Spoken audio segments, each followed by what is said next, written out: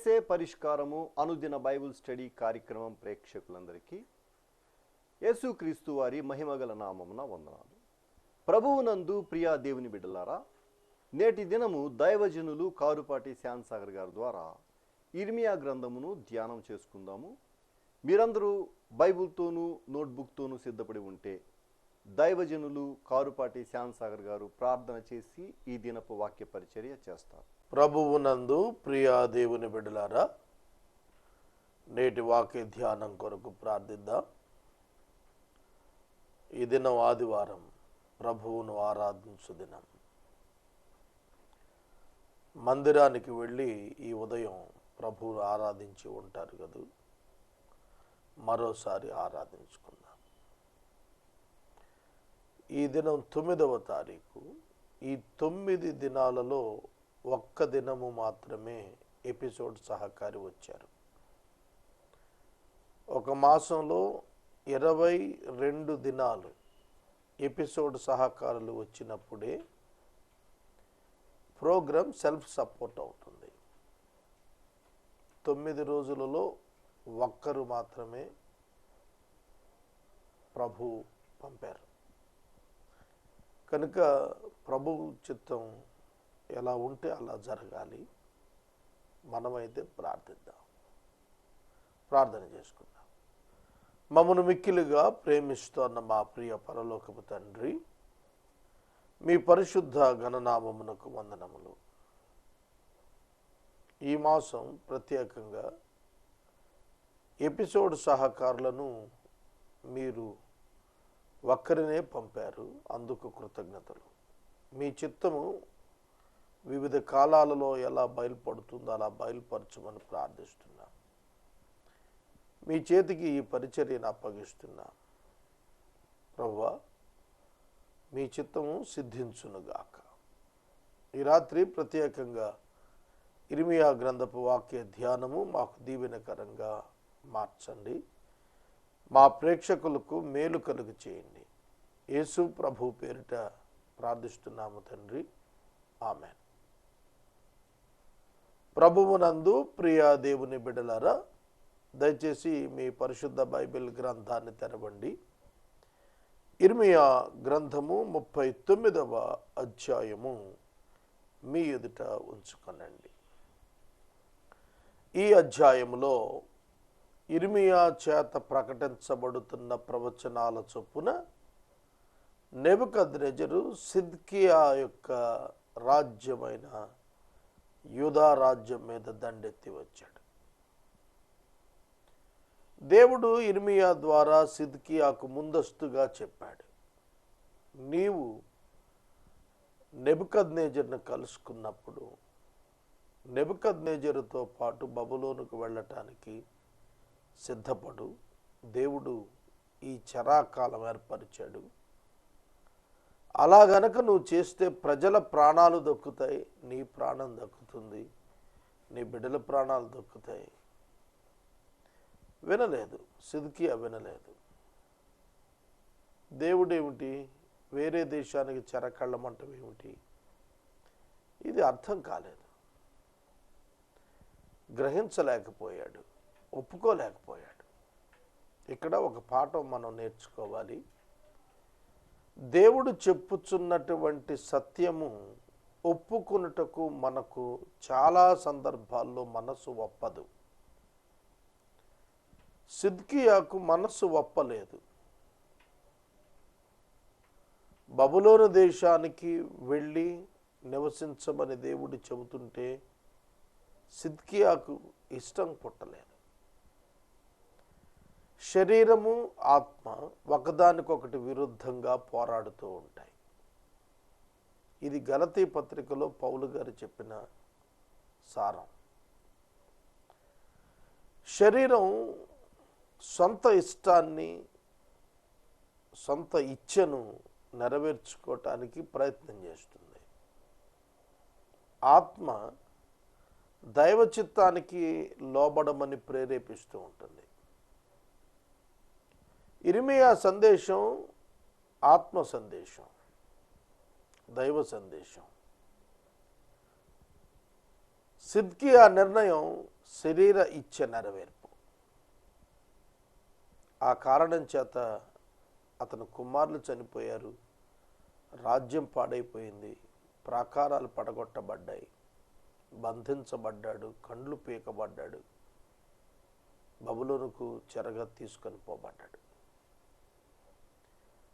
దేవుని మాట మనకు నచ్చినా నచ్చకపోయినా విశేషం కాదు, మనం పాటించాల్సిందే. చాలామందికి ఈ విషయం అర్థం కావటం లేదు. What is the will of God in my life or in the life of a believer?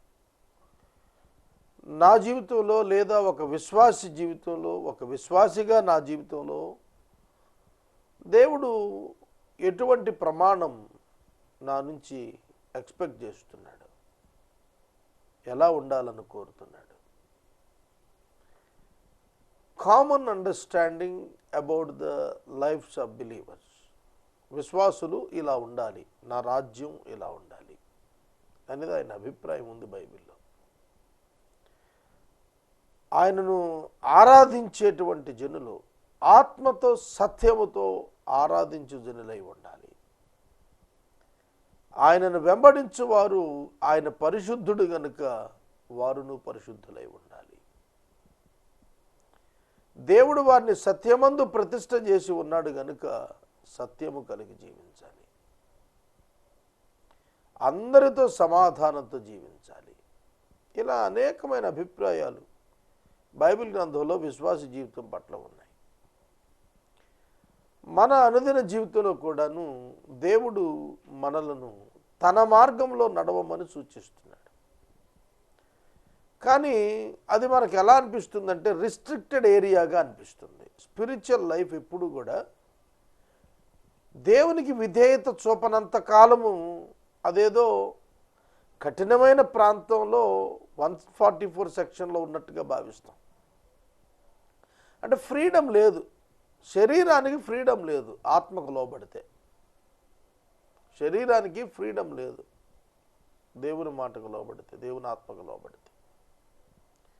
కాబట్టి శరీరం తిరుగుబాటు చేస్తుంటుంది. దాన్ని పైకి లేవనెత్తుకుంటే ఆత్మ అణగారిపోతుంది. కనుక శరీర క్రియల చేత ఆత్మను చంపుతున్నారు ఇవాళ.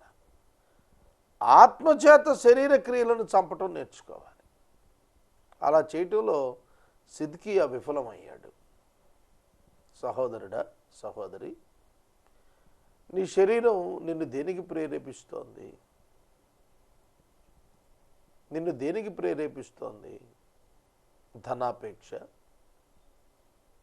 ఇహలోక సౌఖ్యాల, మనుషుల చేత గుర్తింప, ఆస్తి, పేరు, ప్రఖ్యాతులు సముపార్జన, నీవు గొప్పవాడు అనే భావన వైప ఎటు నడిపిస్తోంది నిన్ను?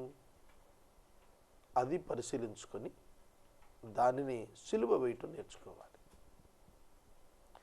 సిలువ వేయటం అంటే చిత్తమును వ్యతిరేకించటం. స్వచిత్తం ఉందే దాన్ని వ్యతిరేకించటం.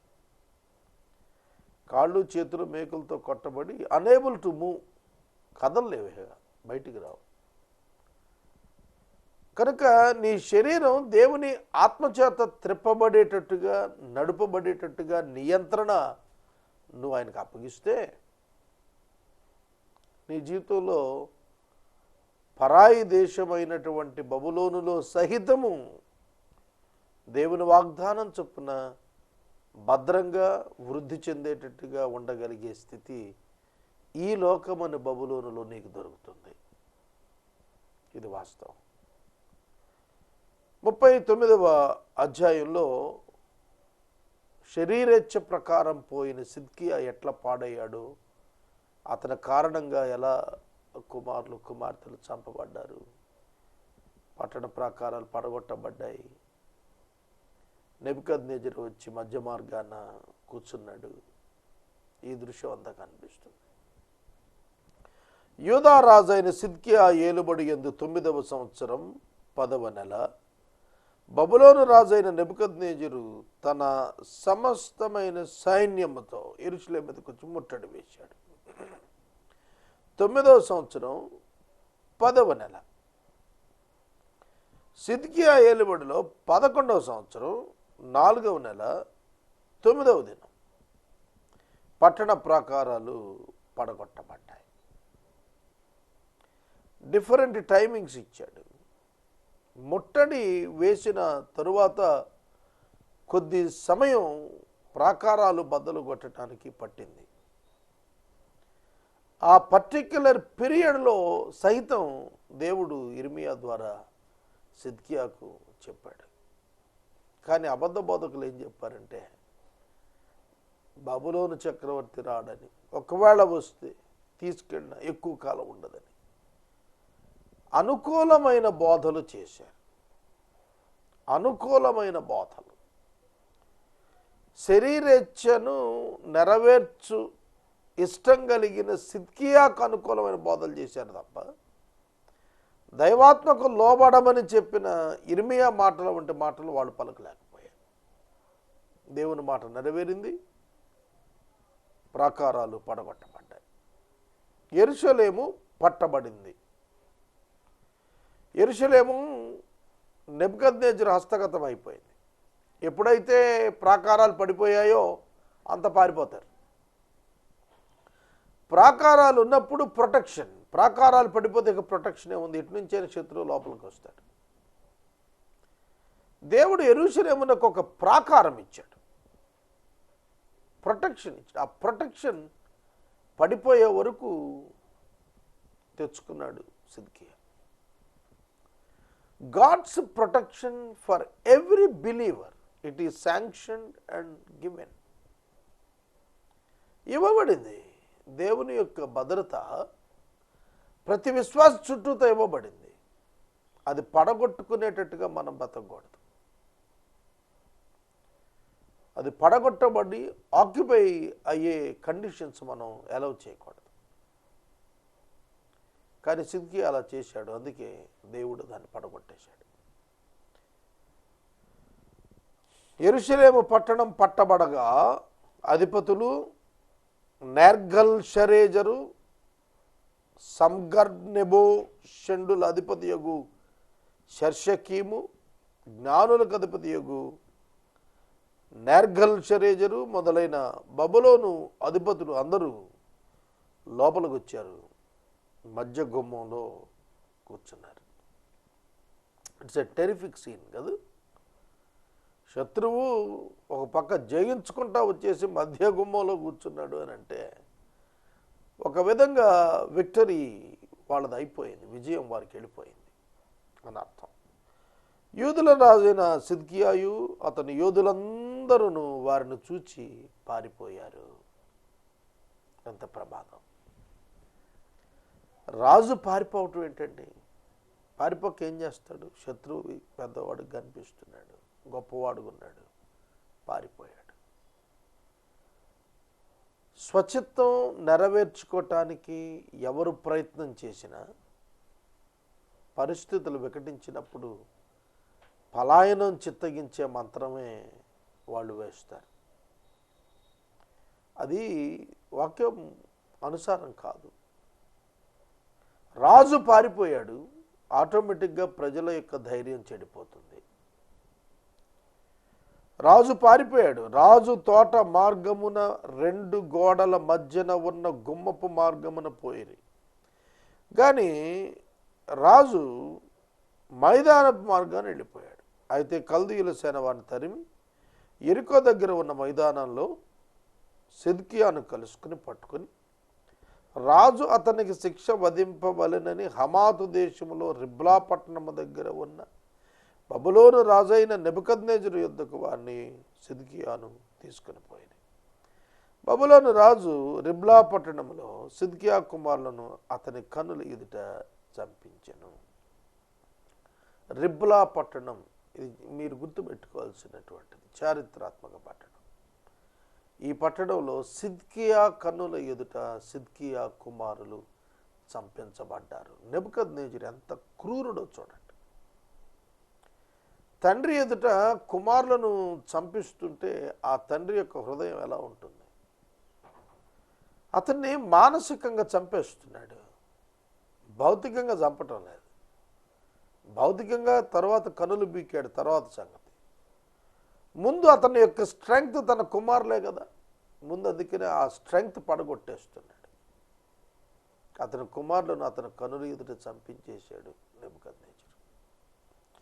మరియు బబులోను రాజు యూదా ప్రధానులు అందరినీ చంపించేశాడు.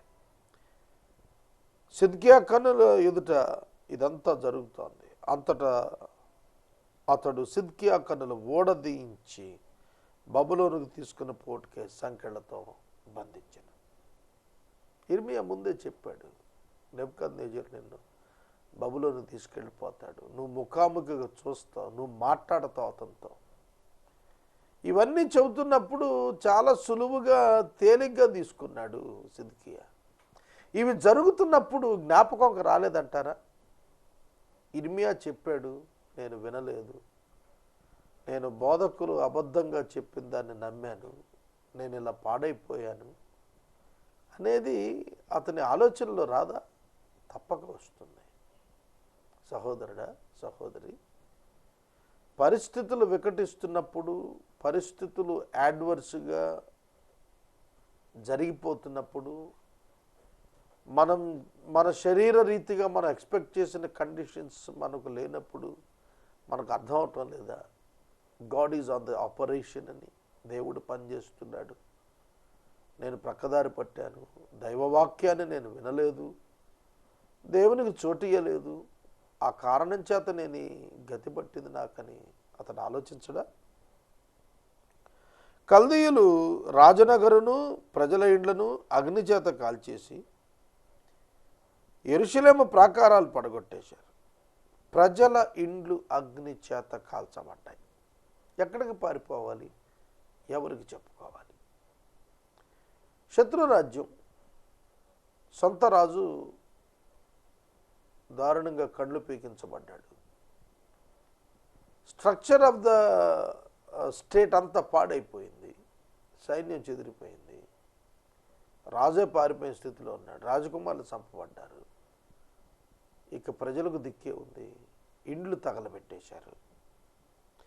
అప్పుడు రాజదేహ సంరక్షకుల అధిపతియగు నెబూజరదాను శేషించి పట్టణములో నిలిచిన ప్రజలను, ద్రోహులై తమ రాజును విడిచి తనతో చేరిన వారిని పోషించిన ప్రజలందరినీ బబులోనునకు తీసుకొని పోయెను.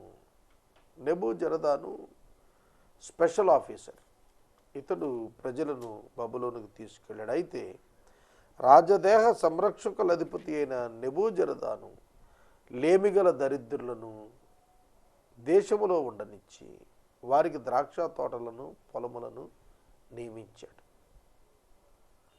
ఒక గుంపు ప్రజలు ఇంకా యెరూషలేములో మిగిలేటట్టుగా వారిని విడిచాడు. Weak people, poor people, strength లేని వాళ్ళు, నిరుపయోగమైన వాళ్ళు, ఎందుకు తిండి దండగా అనుకున్న వాళ్ళందరినీ వదిలేశాడు.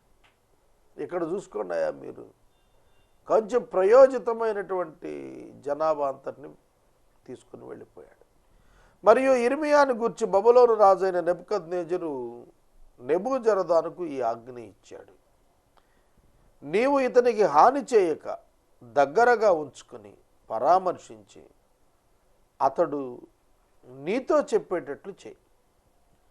కావున నెబూజరదాను షండులకు అధిపతి అయిన నెబూ షష్బజానును, జ్ఞానులకు అధిపతి యగు నేర్గల్ షరేజరును, బబులోను రాజు ప్రధానులందరూ దూతలను పంపించి బందీగృహశాల నుండి ఇర్మియాను రప్పించి అతని ఇంటికి తోడుకుని పోవుటకు అహీకాము కుమారుడు గెదల్యాకు అప్పగించారు. అప్పుడు ఇర్మియా ప్రజల మధ్య నివాసం చేశాడు. నెబుకద్నెజరు ఇర్మియా మీద సాఫ్ట్ కార్నర్ ఉంచాడు. అందుకే తన సేవకుడైన నెబూజరదానుతో అతనికి ఇష్టం వచ్చినట్లుగా ఉండనీయండి, అతను ఏం చెప్తాడు చెయ్యండి, అతని నిర్ణయాన్ని గౌరవించండి, అతనికి బాధించద్దు. బందీగా ఉన్నాడు ఇంతకాలం, దేవుని ప్రవచనాలు చెబుతూ అవి నెరవేరే కాలం వచ్చింది, నెరవేరుతున్నాయి.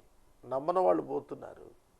ప్రకటించిన అతన్ని కంఫర్ట్గా ఉంచండి, అతను ఎలా చేస్తే అట్లా చేయనివ్వండి. ఇది సందేశం. దానితో ఇర్మియాను గృహానికి చేర్చారు. సొంత రాజు సిద్కియా చెరసాల్లో పడేస్తే అన్యరాజు నెబుకద్నెజరు అతనికి స్వేచ్ఛను ప్రసాదించాడు. సోదరుడా, సోదరి, ఎవరు దేవుని మాట వింటున్నారు? అన్యులు వింటున్నారా? సొంత జనం వింటున్నారా? 21వ శతాబ్దంలో ఈ ప్రశ్నకు మనం జవాబు చెప్పాలి.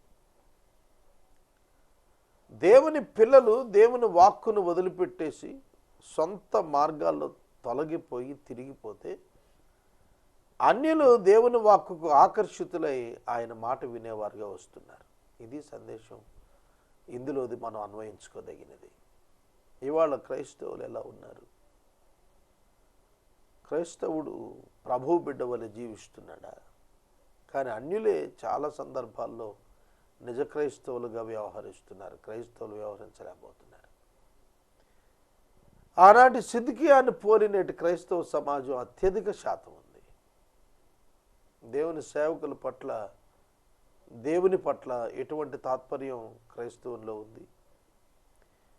ఒక వాడుక, ఒక ఆచారంగా భక్తి తయారైన చెడ్డ దినాల్లో మనం ఉన్నాం. ప్రభువుకు మనం ఇచ్చే స్థానం పైకి చెప్పుకోవటానికి మొదటి స్థానమే కానీ వాస్తవంగా యాటిట్యూడ్లో ఆఖరి స్థానం ఇస్తున్నామా అని అనిపిస్తోంది కొన్ని పరిస్థితులు చూస్తున్నప్పుడు. ప్రభువుకు మనం ఇస్తున్న స్థానం ఏమిటి అనేది హృదయంలో ఉంటే కాదు, జీవితంలో కనపడాలి. అలా కనపడనప్పుడు ఆయనకు నువ్వు ఇస్తున్న స్థానం లోకానికి అర్థమవుతుంది. సోదరుడా, సోదరి, దేవునికి ఎటువంటి స్థానాన్ని ఇస్తున్నాం మనం? సిద్కియా వలె యూదా రాజైనప్పటికీ బాధ్యత లేకుండా, దేవుని మాట వినకుండా, సొంత జ్ఞానం చేత తన రాజ్యాన్ని పరిపాలించబూనుకొని, తనకు అర్థమైనదే భక్తి అనుకొని, తనకు తెలిసినదే వాక్యం అనుకొని, జీవితాన్ని మార్చుకోకుండా, ప్రజల జీవితాలు మార్పు లేకుండా, దేవునికి సమీపంగా రాకుండా దేవుడు మాతో ఉన్నాడనే భ్రమలోకి వెళ్ళాడు సిద్కియా. ఈనాటి క్రైస్తవ్యంలో చాలామంది అలాగే ఉన్నారు. పాపాన్ని విడవటం లేదు, పశ్చాత్తాపం పట్టడం లేదు, ప్రభువుకు ప్రథమ స్థానం ఇవ్వటం లేదు, దైవ సేవకుడిని నమ్మటం లేదు, గుర్తించడం లేదు, గౌరవించడం లేదు. కానీ పైకి భక్తి ఉన్నట్టుగానే ఉంటున్నారు. అది సిద్కియా మనస్తత్వం. అది మంచిది కాదు. ఇర్మియా బందీ గృహశాలలో ఉన్నప్పుడు యెహోవా ప్రత్యక్షమై చెప్పాడు, నీవు వెళ్ళి కూషీయుడగు ఎబెద్మెలకుతో ఇట్లనము. ఎబెద్మెలకు కూషీయుడు, షండు, నపుంసకుడు. ఇతడు సిద్కియా దగ్గరికి వెళ్ళి ఇర్మియా పక్షంగా పోరాడి బయటికి తీసుకొచ్చినవాడు, గోతులో నుంచి బయటికి తీయించినవాడు ఇతడే. అందుకే అతనికి ఒక వాగ్దానం వచ్చింది. ఆ వాగ్దానం ఏమిటంటే, ఇశ్రాయేలు దేవుడు ఇలా చెబుతున్నాడు, మేలు చేయుటకైనను కీడు చేయుటకైనను నేను ఈ పట్టణమును గురించి చెప్పిన మాటలు నెరవేరుస్తున్నాను. నీవు చూచుచుండగా ఆ మాటలు ఈ దినమున ఎబెద్మెలకు, నీవు చూచుచుండగా ఆ మాటలు ఈ దినమున నెరవేరును. ఎబెద్మెలకు ఇర్మియాను సేవ్ చేయట ప్రయత్నించాడు. అన్జస్టిస్ ఆఫ్ కింగ్ ఖండించాడు. అన్యాయంగా ఉన్నటువంటి రాజు యొక్క ప్రవర్తన ఖండించాడు, కన్విన్స్ చేశాడు. ఇర్మియాను గోతుల నుండి బయటికి తీయించాడు. అటువంటి ఎబెద్మెలకు చెబుతున్నాడు దేవుడు. దేవుడు ఎంత పర్టికులర్గా గమనించండి. తన సేవకుడికి మేలు చేసిన వ్యక్తిని ఆయన జ్ఞాపకం చేసుకున్నాడు. తన సేవకుని ఆదరించిన వ్యక్తిని ఆయన జ్ఞాపకం చేసుకుని ఆ దీవెన ఫలం అతనికి అందేట్టుగా చూస్తున్నాడు. ఎట్టి సమయంలో ఒక పక్క దేశం అంతా కూడా పాడైపోయినప్పుడు ఎబెల్ మీదకు అద్భుతమైనటువంటి సంరక్షణ దేవుడు ఏర్పాటు చేస్తున్నాడు. ఎబెద్మెలకుతో మాట్లాడుతూ, ఆ దినమున నేను నిన్ను విడిపిస్తాను, నీవు భయపడే మనుషుల చేతికి నీవు అప్పగింపబడవని యెహోవా సెలవిస్తున్నాడు. సిద్కియా నువ్వు అప్పగించబడతావని చెప్పినటువంటి ఇర్మియా ఎబెద్మెలకుతో చెబుతున్నాడు, నీవు అప్పగించబడవు, నువ్వు ఎవరికి భయపడుతున్నావో వాళ్ళకు నువ్వు దొరకవు, దేవుడు తప్పిస్తాడు. పారిపోదాం అనుకున్న వాడినేమో దేవుడు పట్టించాడు, ఇక నేను పారిపోలేను, తప్పించుకోలేను, దొరికిపోతాను అనుకున్నవాడిని విడిపించాడు. గ్రహిస్తున్నారా? దేవుడు మేలుకైనను కీడుకైనను నేనేం చేయాలనుకున్నాను అది చేస్తానన్నాడు.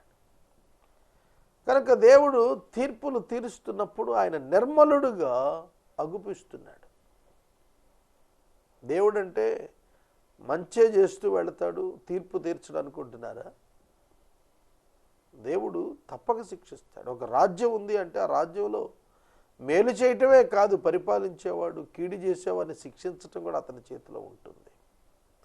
ఇది అన్నడూ మనం మరువకూడదు. నువ్వు అప్పగించబడవు అని యెహోవా సెలవిస్తున్నాడు. నీవు నన్ను నమ్ముకొంటివి గనుక నిశ్చయముగా నేను నిన్ను తప్పించదను. నీవు ఖడ్గము చేత పడవు, దోపుడు సొమ్ము దక్కించుకున్నట్లు నీ ప్రాణమును నీవు దక్కించుకుంటావు. ఇది యెహోవా వాక్కు. నన్ను నమ్ముకున్నావు కాబట్టి నేను నిన్ను తప్పిస్తాను, నిన్ను విడిపిస్తాను, నిన్ను తప్పిస్తాను. ఎందుకంటే నువ్వు నన్ను నమ్ముకున్నావు. 91వ సంకీర్తనలో చెప్పాడు, అతడు నా నామమును ఎరిగిన వాడు గనుక నేను అతనిని తప్పిస్తాను.